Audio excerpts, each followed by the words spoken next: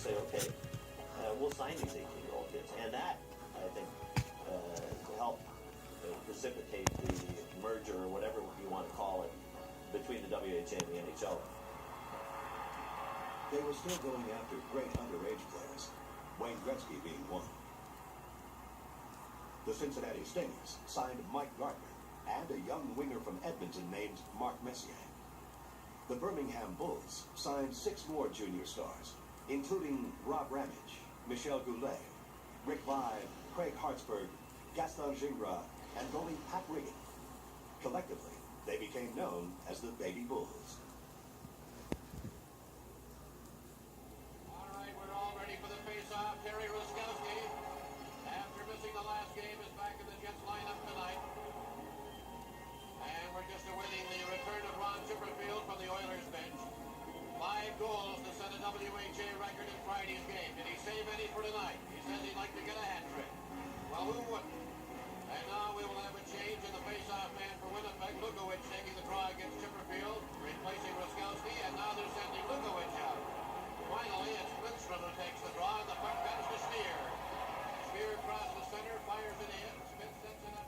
But the 78-79 season also represented the WHA's last gasp. It was a board decision and it was made late yesterday, and we regret very, very much to have to arrive at such a decision, but it's a decision of the board.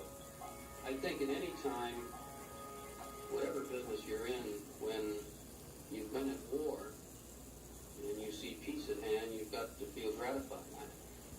My personal feeling is that I'm looking forward to seeing this tremendous effort that both leagues have put in fighting each other. And that's effort by people, by time, by money, and other resources. That those efforts and those resources channel into the development of the sport. The 2 leagues agreed to a merger deal following that season, allowing New England, Winnipeg, Edmonton, and Quebec into the NHL. The NHL also pillaged the Rebel League of its best players, but they left Gretzky in Edmonton. And 5 years later, the Great One would be skating around Northlands, carrying the Stanley Cup. Well, how would you like as a Canadian to be an NHL fan and not have Edmonton and Calgary? It's too bad what happened to Winnipeg and Quebec, because that was terrific for across Canada to have 6 teams in the league.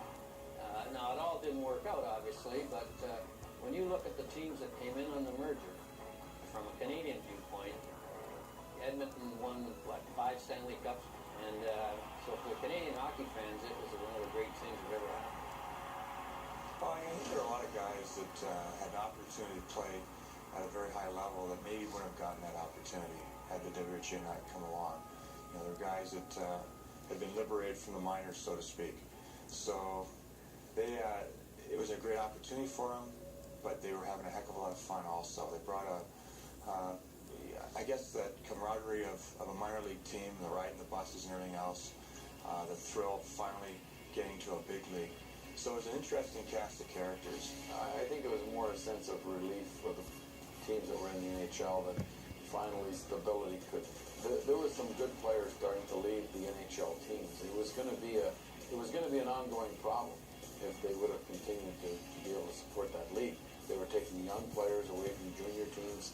So I think it was more a sense that, common sense means there should be one league.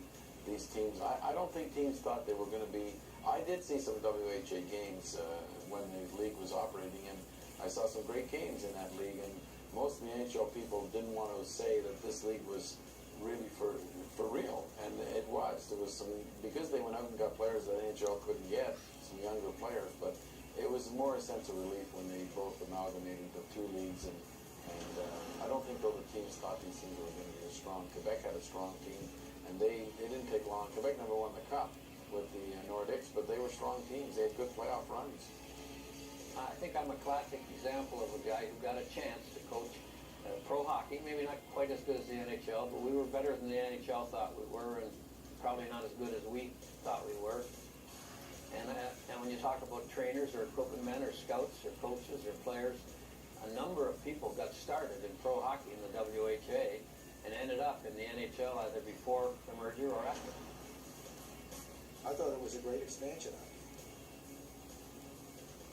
Got shut down. So it took many more years of war and pain, and losing players, and raising salaries, and raising ticket prices, and all those things that happened before it finally happened. And then we took in, I think, 4 teams, was it, or something?